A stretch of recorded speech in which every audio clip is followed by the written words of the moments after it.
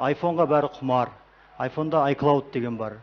Сол мына iCloud-тың кодын берген кезде бір-біріне алмасады да, ішіне кіріп, ол ана iCloud деген бұлт деген сөз ғой. Бұлттың ішіндегі ақпараттарды көре алады.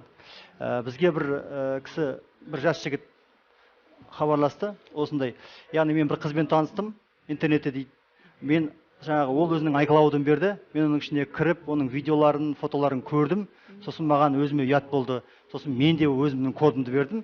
Ол менің iCloud-ыма кіріп, ішімдегі ақпараттарды көрді де, шығатын кезде iCloud-тың кодын өзгертіп тастаған. Ал iPhone-ның iCloud өзгергеннен кейін ол жарамайды.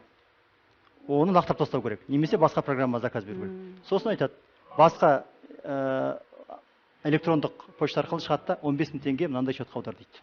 Боп салайды қысқасы. Иә. Ал 15 000 теңгені бер дейді. Мен айттым, осының барлығын скриншоттан өткізді, құқық қорғау органдарына барыңыздар деп консультация беріп жіберсем, олар полицейскийлерге барған, полиция айтқан, ойбай, мынаны тергегенше 1 ай өтеді, 2 ай өтеді, сендер қайтесіңдер деген, олар барғанда 15 000 теңгесін бере салған.